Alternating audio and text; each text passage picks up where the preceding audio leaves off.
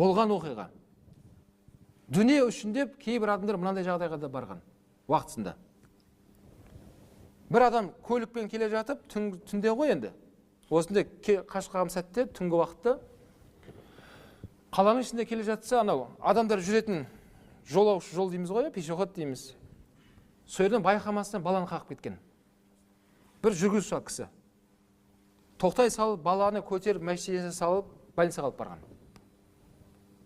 Больницаға алып барса, сол жердегі түнгі смендегі деп айтайықшы, дәрігер адам, ер азамат, жанында көмекшісімен лезде жетіп келіп, бала осындай болды, тезде көмектесіңдер десе, жарайды палатаға алып кіре бер деп, жанында көмекші бер жеріп, врач жаңа кісімен жеке сөйлесті. Бауырым, білесің, қазір дәрі деген ақша тұрады, еңбек бәрі ақша тұрады деп кішкене сондай астарлы сөздер айтқан ғой.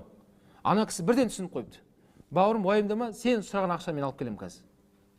Сен бастай бер көмегіңді деп, жарайды деп, ол кісі үйіне барып, үйіндегі бар ақшасын алып, достарынан ақшасын алып, жинап, келіп қараса, бала әлі жатыр дейді, орнында қимылдамай. Қойған жайында жатыр. Барып қараса, бала қайтыс болып кеткен. Сөйтіп, врачтың кабинетіне кірсе, врач телевизор көріп отыр дейді жаңа кісі.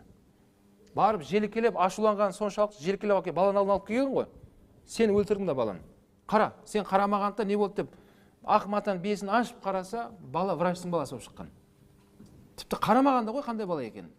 Құдайдың құдіреті дүние деп тұрған кезде врачтың баласы болып шыққан ол.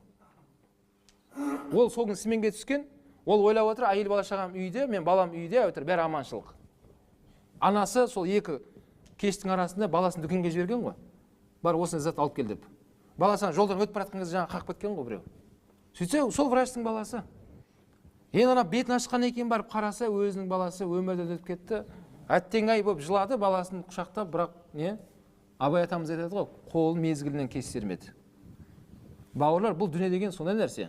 Адам дүниеге махаббат қоятын болса, Алла субхана ва тағала көптеген жақсылықтан айырылып қаласың сен.